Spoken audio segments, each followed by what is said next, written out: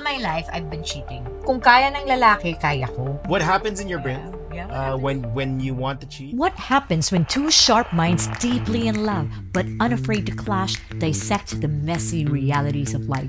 We're Karel and R.R. Herrera, married, experts on NLP, applied neurosciences, and positive psychology.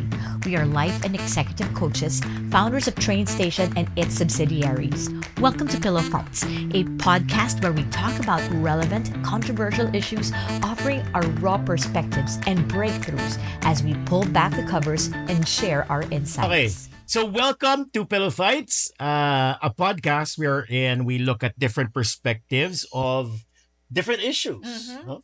Yung mga relevant issues, mga interesting things that usually husbands and wives and couples or just even friends talk about. Like And for this episode, we're going to Yes. talk about cheating.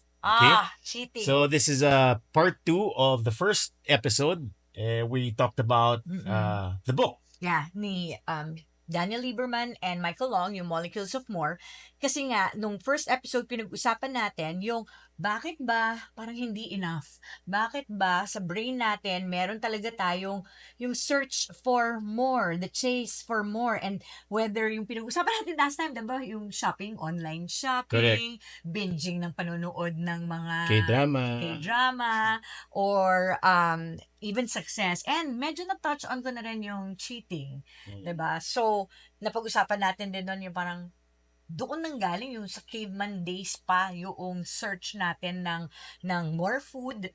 Correct. Tapos naging more territories. So ito bang molecule na to, or is this itong dopamine na to? Is this something that will help build our relationships, or it is something that will keep us wanting more? Interesting, no? Correct. Kasi parang yes, kailangan siya in every relationship. Ito yung nararamdaman mong spark. Yep. Ito yung pagka may nakita kang tao, nakadate mo siya, or ano yan, mga, ano tawag doon? Dating Swiping, apps. yeah. Yung mga... Swipe left, swipe right, di ba? Nandoon yung parang spark, na parang meron ka interest, na parang, interesting. Yun naman talaga, di ba? Oo. Parang when it's new, parang meron kang uncertainty. Yung, ano ba to, bibigay ba to? Or hindi ba to bibigay? Or kinikilig ba siya dito? Or hindi? I think that uncertainty, Oo. yun yung sinasabi ni Lieberman na Oo.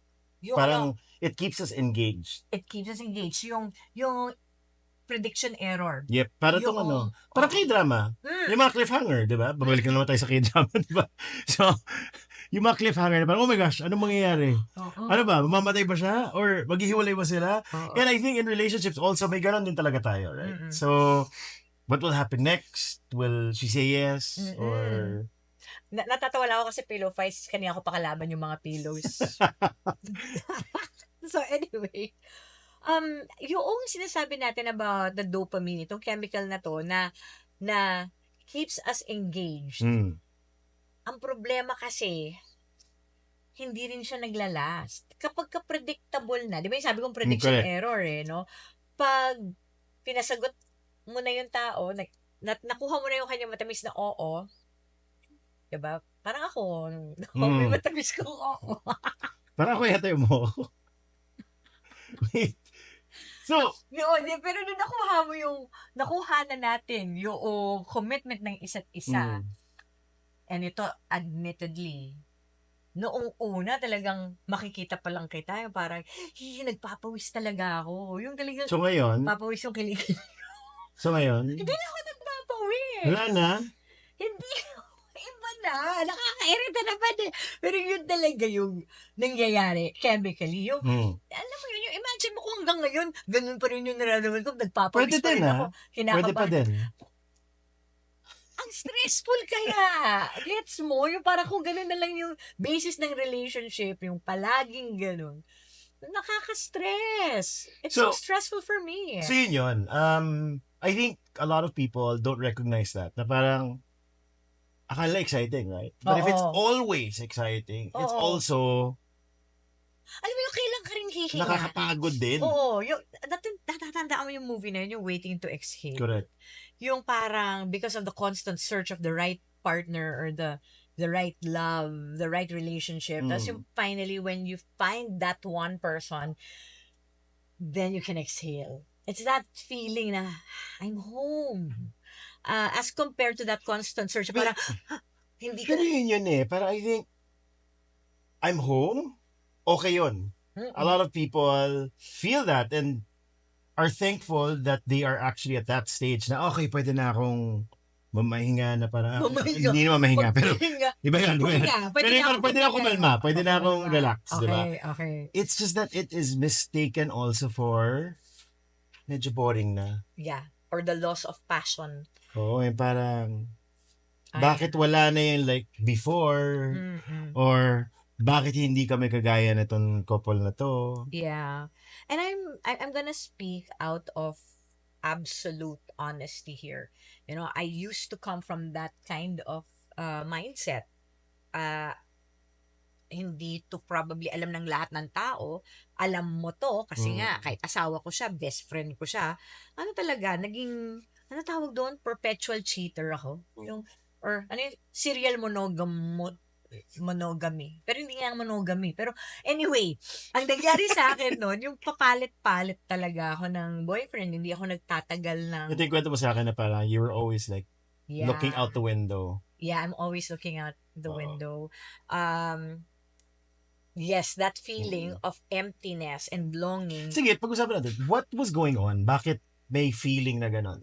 There would be moments in my relationships in the past, wherein I'm unhappy.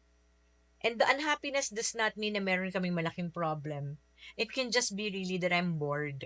And it's so sad, yeah. Alam mo yung ramdam ko na talaga na nabobore ako. Tapos parang merong time na wala kaming pinag-uusapan, wala nang exciting na pag-uusapan. Tapos parang, crew. Tapos So ito yung sinasabi natin na parang nawala na yung dopamine wala na yung rush. rush for me. And now understanding it, now because I'm doing all of this neuroscience babble, naintindihan ko na shucks ko, naintindihan ko lang yung utak ko noon pa, diba? Hindi ko siguro ginawa yung napakaraming pagkakamali. Although fun Okay. siya doon. Fun naman siya. It was adventurous for me. But I would have spared myself from a lot of the heartache, heartbreak, disappointment.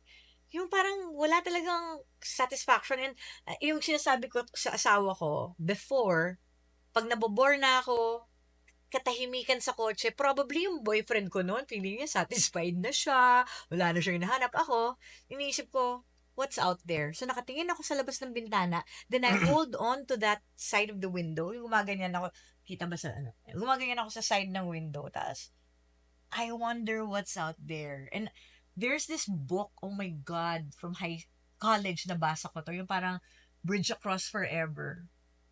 Richard Bach ba yun? Tapos meron siyang time na naka-hold siya sa isang fence and wondering if the one meant for him is will hold on to that fence too, or is holding on to a fence as well. So parang for me, when I'm holding on to the window, I keep wondering maybe there is someone out there holding on to a window. Ang poetic, ang romantic. Pero ganun ako mag-isip dati. Okay. The search for... Ang dami niya sinabi na parang gusto kong himayin yun. Wait lang. Okay, number one, again, parang I think it's the romanticizing. You said na parang ang poetic, ganyan. It's that, I think, na parang you had this idea of like a perfect relationship or someone, or a relationship na very passionate, na parang are we holding on to the same... Yeah. Yun eh. I think it's a comparison. what I learned now is that is actually a characteristic of people who are dopaminergic. Yeah. Tama ba yung term ko? Okay, research ko na lang, pero dopamine addicts. Okay. Yung ang focus nila is that dopamine rush. They have a tendency to The lack. It's always the lack. the desire to satisfy it. Yung parang the next hit. Yeah, Yung so parang parang- addict. I need to because there's a lack Oo. already. Oo. Oh. Kaya yung sinasabi ng addictive personalities, yun eh. Kasi yung parang, dahil kulang, sige, hit pa. And then the next one has to be bigger, better, greater. more romantic, ganyan. So, kapag kayong relationships ko or yung kadate ko, hindi, Sabihin ako, pero hindi sumasakto doon may sa, iba naman kasi hindi naman talaga greater, pero, di ba? stop it, Hindi, stop hindi, importante yun ha. Hindi May to, pinainom no ka, shade, no shade, anything. Yun Pero I lang. think the greater in terms of the risk siguro, greater in terms of, Romance, Oo, doon ako yung it's not parang, not necessarily the person. Diba? Wait, balikan ko ulit. Kanina may mga na-miss tayo eh. This is interesting kasi talaga application talaga siya, diba? Sabi mo na parang when it gets boring, when it gets parang silent, diba? Parang, pero kilala kita eh. You're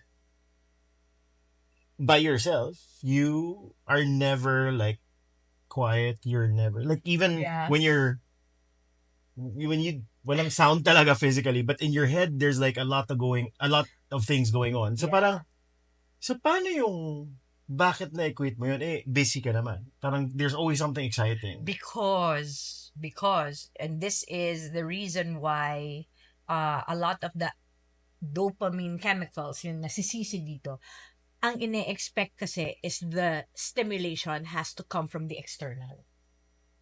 Okay. That's how I was before. You should be exciting. This person, this date that I have, has to be interesting, Hmm. for the dopamine to give me a hit. Hmm. He has to give me that grand gesture.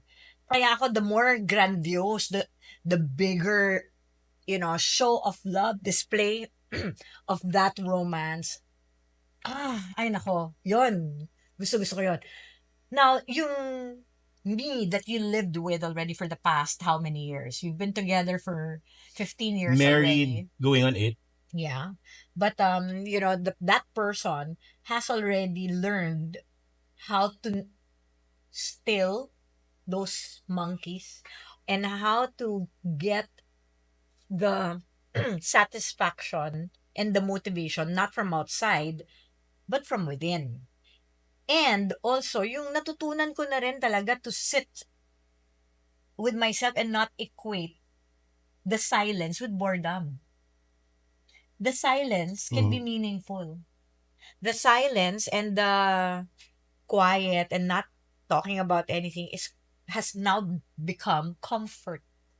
But I think it's also important that you find comfort and satisfaction in a place that you like and that is healthy. Kasi nagkaroon din naman ako ng mga relationships na sobrang unhealthy. So, kumbaga, titiisin ko ba? Pwede naman tiisin ko. Nagkaroon ako ng ganung relationship. Matagal. Mhm. Tiniis ko. Mhm. Pero hindi siya healthy. So, meron din mga combination na ganyan. Na parang hindi naman natin sinasabing settle na and find your oxytocin in your place and you're safe in your home in a place that is unhealthy. 'Di ba? Okay, marami tayong nakikinig and those watching also. I think ito yung tricky part. Ano? Oo. Kasi again, when do you know if it's a dopamine addiction or it's the wrong relationship? I think it all boils down to that, parang, should I stay or is this just parang the search for excitement? Dito ako natutuwa Ito naman, yung dopamine ko. Tutuwa ako pag ganito yung asawa ko. Tapos ganito yung pinag-uusapan namin. Kasi parang mapapaisip talaga ako na, oo nga. Ano So, yung mga dati walang gano'n. Meron naman. Ilan kaya sa kanila yung manunood Meron dito? naman. Oh my God, Sinabi mo so yun, sad. sinabi mo before, meron naman. May iba wala talaga, pero meron naman. Right? Meron naman. Meron naman. Isa talaga. With- Joke. With tears. With tears. Okay, Meron sige. talaga. Meron. So, ano yung tanong natin? Again, the more practical question I think here is, for those watching, I think, how do I know if I should stay or if it's just an addiction, a dopamine addiction, a wanting for something bigger, something more? Okay. Parang how would you know if it's dopamine addiction kaya ka nagsa-search for more or bad relationship lang siya talaga Yeah, kaya ka nagsa-search for more? Wow. I wish I figured that out before. But kasi Okay, sige. Parang ini-interview mo na lang rin ako nito, no? Oh, kasi, di ba, in terms of Cheating, ay experience, talaga, ang dami. Guys, alam nyo talaga, yung grabe yung chronic cheating ko. At hindi maganda. I mean, I've ruined my relationships. I've been married 2 times and cheated. Nakikinig yung anak ko, talaga napatingin yung anak ko. And na parang, now that I am in my marriage with you, na parang, wala. And ito guys, kahit na hindi siya kaharap dito sa camera na to, at kahit siguro sundan niyo ako ng camera or hidden cam or CCTV, ano talaga, I am faithful.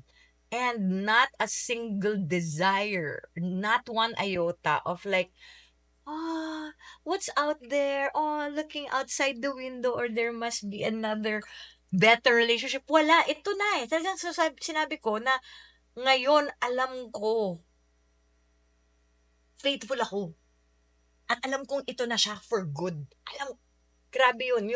Yung hindi na ako nagkaroon ng desire to cheat. So, and akala ko, once a cheater, always a cheater, ha? ito wala to halo pang-aasar, ha? Does it also come with age? Hindi, but promise, hindi ako nang-asar, pero it might be, we don't know. No. I don't think so. Okay, No, okay. bakit? Kasi may mga kaibigan tayo. May mga kilala tayo na ka-age ko, na babae, na there's more. Serious? See? Sino? Okay. Okay, ano. Diba? Hindi ko pa rin mag-gets, eh. Right? May kilala tayong ganon. So, it's not age. It's not age. So, ano, sige. How do we determine nga? Diba? If it's a bad relationship that you need to leave. Okay. And it's... Now, there was this thing also, na parang siguro itong process of turning a cheater into not a cheater. Paano? Sige, pwede ko sabihin, ikaw yung gumawa nun dahil magaling kang asawa, wonderful guy. Pero, kikredit ko na rin yung sarili ko na parang paano ko ginawa yung process of like, paano nangyari yung proseso yun. I had to determine ano ba yung mga non-negotiables and negotiables. Very important yun in the process of finding out, is this a biggie or not?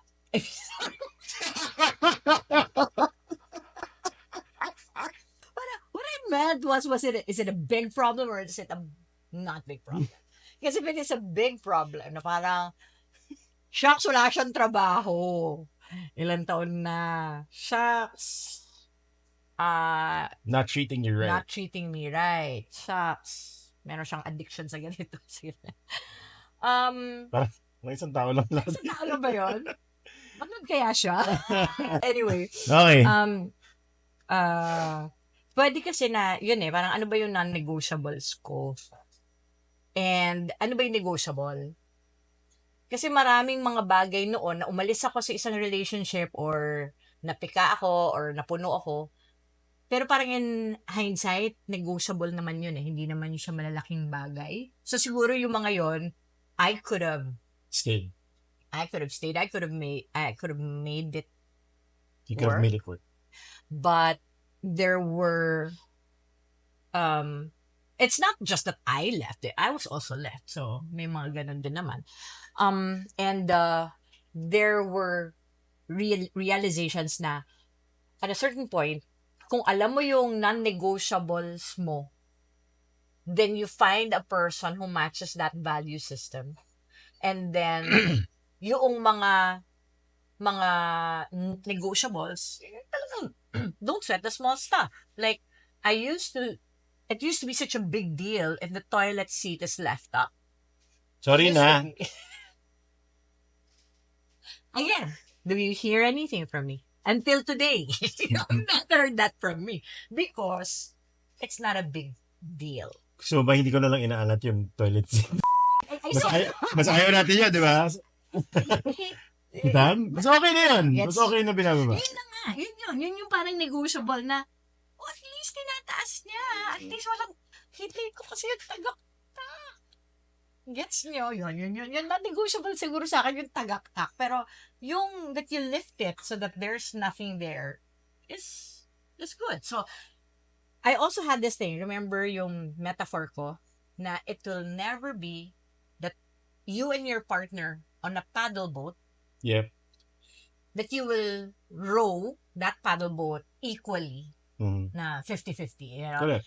It's never gonna be like that all the time. Sometimes you paddle more, Mhm. and sometimes I'll paddle more. Sometimes it's 20% and I'm 80. Hmm. Sometimes it's 10 and you're 90. Mhm. Sometimes there will be times when it's a good 50-50. Okay? But it's not gonna be always.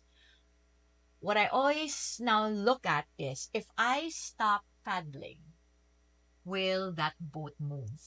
That became my determining factor now. Will it move if I don't do anything? Parang nandito na tayo sa relationship, so wala talaga sa cheating na. But it's a good insight. And I think it's another episode. No, It's that was- another good episode to discuss these things. For settling, oo. Oo, Pero kasi parang, yun yung naging journey ko kung bakit ako nag-stop din mag-cheat. Is this the kind of relationship wherein if I would gladly take the slack of 80% if he can't. And he would gladly take the slack of 80% when I can't. And yes. pag financial, sana mas ikaw yung may Anyway, asa na tayo? So, is there a way, let's say, you now realize, it's a dopamine addiction.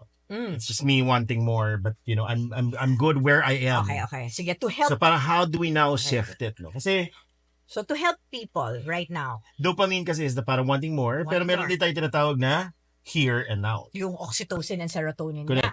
Okay, pagka nandun tayo sa dopamine rush, kaya po, naiintindihan ko, lahat na nag-cheat at nakapag-cheat na, at meron kayong partner na cheater, meron talagang desire for more na excitement. So, yun nga the equation na yung excitement is love. Or that excitement is passion. Now, when the passion dies, there has to be something that will take over and take on to sustain it. That's why oxytocin and serotonin would kick in. Now, there are people na pag nag-kick in na yung parang point of routine, gusto na nilang umalis. Okay? So now, siguro to help those people na ano ba gusto mo? Gusto mo bang ma-stop yung cheating? Kasi merong mga taong, I'll never grow old. I'll never change. Kasi nandoon talaga yung, yung search forever nila eh. But then, sorry, I made that judgment. Maraming taong ganon na matanda na hindi nagsisettle kasi jumping from one relationship to another. But who are we to impose our values on someone na, hindi ka lang nagsettle, so hindi ka okay. How about, is it possible to still get a dopamine rush in a relationship? Well, of course, yes. Exactly. So, diba? You know this. You do this for me. Yep. You see, I was getting to that. Kaya parang, if you're looking for that dopamine rush, I mean, lately we have been Busy. busy, But medyo that's- nagiging routine, right? But that's also part of our dopamine. Our achievements at work is part of our Yeah, but dopamine. especially for me, like, there would come a time na parang, I need something. Like, but I need a day off or something like that. Out of that routine. Kasi parang nagiging Too boring. too boring, right? So, sometimes I would ask, let's watch a movie, or let's do this, or parang, watch something else, Let's go on a or date, yeah. let's go on a date, or let's try this restaurant. You know what I mean? At least something that's different. Yeah. Para lang to break the monotony. So, Yeah. alam mo yun, ang dami namang mahanap eh. Absolutely. Madaming mahanap. You can get into a sport together. You Yeah. can get into a hobby together. Like, Yeah. this is something new also that we're doing. Diba? And this also instills oxytocin and serotonin for Yeah. us. Okay. Maganda yung, kung ibabalik mo kasi sa science, kasi gustong-gusto ko yung evidence eh. If we're talking about prediction error, na doon nagre-release yung dopamine, anong ibig sabihin ng prediction error? Yung ine-expect ng brain mo, hindi yun yung nangyayari. Mhm. So, when it is a positive thing na nangyari, in-expect mo, bibigyan ka lang ng 10 piso, binigyan ka ng 20. Mhm. Yung prediction error na yun yung nagbigay ng dopamine hit. Mhm. Okay? So, kung alam mo yun scientifically, paano mo i-apply yan sa relationship yan? So, ibig sabihin, huwag kang magbigay ng expected lang. And every once in a while, hindi rin dapat inaasahan na dapat may expected surprise. Gets? Correct. So, parang a meaningful surprise. Oh, for example, every morning, sanay na Sanay na binibigyan mo ako. ng kape. Mm-mm. Diba? Pero pag hindi mo naman ako binigyan ng kape, magtatampo naman ako. Bakit wala akong So, kape? baguhin mo. Oo. Diba? Gawin mo, sa gabi mo ibigay yung kape. Diba? Tignan natin. Magbabago talaga, di makakatulog yun. No, but, seriously speaking, I think it's that, na parang finding ways, different ways. And there's a lot out there. If you're into reading, maybe read a book together. We used to do that. Minsan, isa sa naging trip namin yun punta tayo ng coffee shop, bisa tayo ng libro together. Quiet lang. Kasi rin kami, we like having discussions, you know what? Yeah. And being together. I mean, married for 8 years, but we've been together more than that. Almost 2 decades already. Yeah. Alam mo, parang napag-usapan na natin lahat right? Oo. But finding that another book and yung ibang ways of looking at it, different perspectives, that's something we enjoy. We ang dami rin kasi namin tests na like yung via strengths, yung ganon. We know what's important to us. Ay, magandang topic yun Kasi Mm. diba, we're still talking about our expertise, which is Yeah. neuroscience, Correct. positive psychology. Meron kaming tinake na test, strengths test. Merong mga iba't ibang tests out there. So, this one you can do on your own for free. It's character strength. So, nag-take kami ng test na to. Lalagay ko na lang yung caption ko saan kayo pupunta to take it and you'll see ano yung mga important for you. What makes you, you. And lumabas dun sa test ko at sa test niya, oh my God, number 1 namin, humor. Number 1. Pinaka-importante sa amin yun. So, kapag medyo nabobore kami, medyo malungkot, ganyan, isang hiritan lang, tawa na kaming ganyan, okay na. So, humor is important to him, important to me. So, no-brainer, right? Number 2 is curiosity or creativity. Creativity ito. Creativity. So, ako, mahilig akong mag-scrapbooking, coloring. Si RR, iba yung creativity niya. Pero, yung gustong-gusto namin yung nagbe-brainstorm. Alam mo yung favorite natin pag nagbe-brainstorm tayo ng title ng isang Correct. event. Correct. Or, anong masasabi mo rito? Bam! Ganyan. Or title of a podcast or concept. We love that. That's our creativity. And then, third is curiosity. Perspective taking. Curiosity. Curiosity. Kaya kami, kanya nanonood kami ng K-drama, maya-maya. Look, sino tong taon to? Saan nga yung Search kami. Saan natin siya Saan natin napanood? siya napanood? Ano yung mga naging pelikula niya?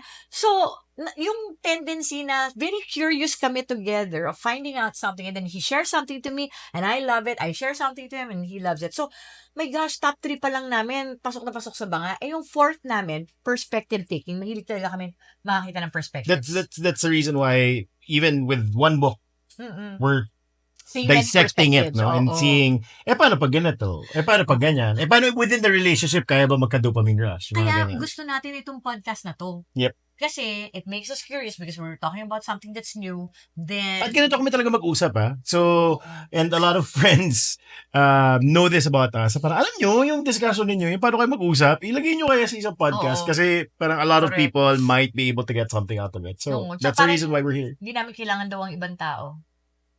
Hindi, kailangan namin. All my life, I've been cheating. And naging narrative ko rin kasi na kung kaya ng lalaki, kaya ko. Doon din ang galing yun Sino nagsabing kaya mo to, tas ako hindi ko kaya? Well, power ko din siya. So that has become my dopamine hit as well. Not just that I'm bored, but it's also a conquest. So for me, if a guy is running after me, sure, that's another conquest. Now, when I had this relationship with you, meeting my non-negotiables and being able to, again, now learning na dun sa strengths ko, katapat talaga kita sa lahat So talagang nag-perfect fit siya. That thing that you said a while ago about what am I gonna lose? That's why I don't cheat also, because I dare not lose you. I would not ever want to lose you. And in positive psychology, the brain has this thing called hedonic adaptation. That's why yung dopamine, di ba? Yung bakit tayo nawawalan ng rush? Kasi nag-hedonic adaptation tayo. Meaning, after a time, whatever it is, whether it's good or bad, our brain adapts to it. Correct. Kaya di ba, may mga taong sanay na sa paghihirap kasi nag-adapt na yung brain niya. Sanay sa Habitualization. habitualization. It's also what That's they call it. hedonic Yeah. adaptation. No? So, a way to trump that para hindi na bobore is to look at time. That whatever it is that you have, it's not forever. So, if you have something that's good and you know that that's not forever, what do? You savor it more. You appreciate it more. Kaya nga, di ba, yung best year in school is usually fourth year high school or fourth year college. Kasi it's your last year. Ang tendency mo, binibigay mo lahat, todo, kasi you will run out of time. A lot of people na last years of their lives, meron silang critical terminal illness, and, they would say that the last year when they were diagnosed became the best year of their lives because they started showing more love. So that is very important when you start to see that you should not take things for granted. Madalas to sa mga movies, right? Na parang on his deathbed, Yeah. 'di ba? Babalikan niya yung at ang kasama niya yung talagang yung ex niya. Oh, Right? the one that got away. Yung No, mga- not even the one that got away. Na parang that one great love. The Like great one, love. the great love, The great right? Na love. parang Okay. even if the relationship failed, yun yung taong kasama niya. And, usually yung mga nasa pelikula, ang mga lines are like, you've always been the one, yung mga ganyan, diba? So, maybe it's that, no? Parang those in a relationship, ito bang relationship ko is someone na, ito pa rin yun eh, at the end of it all eh, right? Na parang, I will not lose Yeah, this, right? yeah. You don't wanna be on your deathbed and say na parang, ay, Yeah. dapat iba yung kasama ko ngayon and stuff like that. So maybe Yes. that's another tip also for those thinking. That's true. That's true. So, one would be to look at things, sinabi mo kanina, di ba? So, backtrack lang ako para meron tayong sort of recap. One is to look at things that you can do together to spike that dopamine. So, adventures together would be good. Projects together. Oh, marami yan eh. Camping. Di ba? Adventure yun. Yung mga to figure out something together. The work that we do, some people will not advise na, to work with your partner. It's not for everyone. Not for everyone. It is for us. I think that's where we also Yeah. find our dopamine hits together. Especially pagka meron kaming victories together. Talagang makikita mo kami, high five namin ng isa't isa because good job, that's on you, So I think that helps. Next would be to do, to be grateful. I think yun yung importante doon eh. Hindi yung, it's not just about looking at things na hindi siya permanent or it's not gonna be forever, but for you to be able to be grateful. Recognize, acknowledge, savor what you have together. And to be able to, sa akin, change the narrative in your head that quiet and stability is To boredom. reframing that, yeah. Ako naman, another advice is really to expand the time. Expanding the time. Kasi maybe right now, andun yung, addiction na I want this. But is it just now? But eventually, kasi if you expand the time, you know what? Oh, parang for the past how many weeks naman, we have been having nice conversations or we've been having a good time. Diba? Or parang, wala na kami adventure. Wala kay adventure ngayon, siguro for this month or for this year, but if you stretch the time for the past how many years, have there been adventures that both of you took, no? Parang, oo nga, no? Adventurous naman pala kami. Because sometimes, again, the brain nga, it distorts, it generalizes, and it deletes information. And there is a big tendency that these things, these adventures were deleted because of the everyday things, because That's of right. the mundane things that you guys go through na parang, nawala na yon. That's Na-overpower ng boring, di ba? Or yung routines. Oh my But, gosh, ang galing, ang galing. At yun. hindi natutuwa ako kasi, noong first few years of our relationship, talagang grabe kaming mag-travel.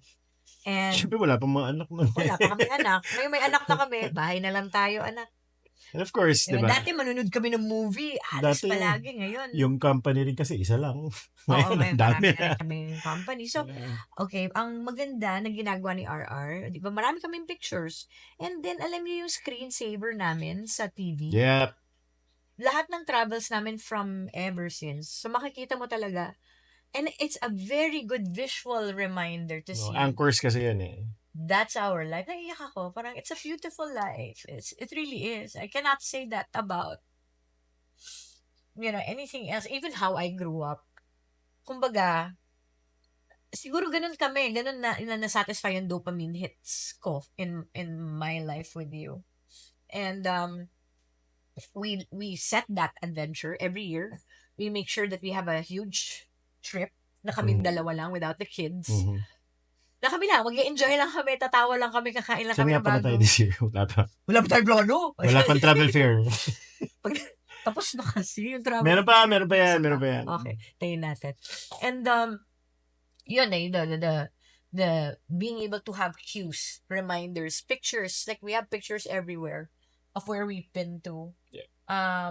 And playlists. You have playlists. He plays these playlists like Lagi ako may scoring sa utak ko eh. So, may anchor din sa akin yun. Like, Sweetest Possession is very Palaw. Ano ba? Love What You are Like... you waiting Ayun, for? that's London. So, Yun, ganyan, so mga ganyan ako. para kami may soundtrack. At saka ano yun yung sa ano natin, Mexico. Slide. Oo, yung mga ganyan, pagka marinig mo, ito na siya.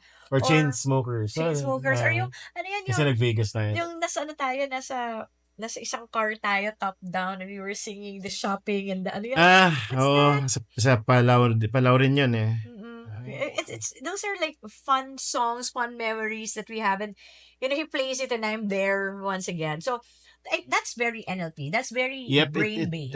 Talking about data or information that's deleted in your brain automatically kasi kung meron ka anchor sa ganyan, if you see it on your TV, if you play it when you play the playlists, it stops you from deleting those information. It keeps on return or and recur.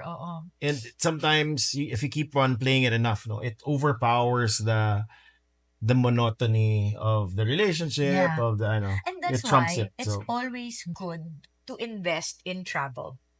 Even in it doesn't have to be very far. It doesn't have to be very expensive.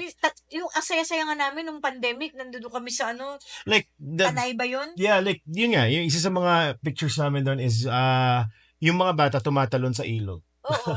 That's a camping that we did in Tanay. We had very nice pictures. We maglagay ng foldable chair na nandun sa sapa. We had a cooler na may beer and At saka yung isa pa nating camping na pagkaingay-ingay, may mga katabi tayong nagkakaraoke. Tapos talaga ang ingay-ingay, pero still adventure pa rin yun kasi ang ganda pa rin ng sunset, kumakain tayo ng mangga na hinog sa tabi ng dagat, yung tayo, ihaw-ihaw tayo. Alam mo yung may ganun pa rin. So I think you invest on travel because what they found out is that when people travel, rather than spend on things, you can expand the conversations about it. Yep. You can talk about it. So there, I know it's about cheating and hindi masyadong details about cheating ang napag-usapan, but it's really more of what happens in your brain when you want to cheat, what you can do, diba? Tips on... Hindi kasi, siguro hindi talaga natin nag-dwell on cheating kasi, okay, given na yun. Yep. There are people who cheat. And there's that chemical in your brain that makes you want it. And it's called dopamine. So now, in-explain na natin na yung dopamine nag-spike up, nagre-release dahil sa prediction error, yung expectation. So, kapag expected na, nabobore ka na, cheat na. Hanap na ng bago. Until you realize, wait, what is worth it? in the end, is it worth giving this up? What is the worth of this person in your life? The value of a person in your life. And in the end, for me, who do you want to become? Kasi you can uproot yourself over and over again and never bear fruit, never be rooted at a certain spot, right? But if you actually stay, Very Pippin. oh, rivers belong, Favorite ano birthday niya ko yan kasi, eh. rivers belong where they can ramble. Eagles belong where they can fly. I gotta be where my spirit can run free. I gotta find my corner of the sky. But in reality, But if I'm never tied to to anything, anything, I'll never I'll be never free. be free. And So I guess that's a good ending to this podcast. Never glad. tied to anything, I'll never be free. So I'm so glad. I hope you guys got a few things from Yes. that conversation and for this podcast. I hope that you guys picked a lot from, or even just a few things Yeah. from this conversation and Yes. this podcast. Again, We'll you see you have in our next you have the podcast. tips, and again for the next episode, what are we going to discuss? Well, we're going to talk about being a workaholic. Okay, so we'll talk about that in the next episode. Bye.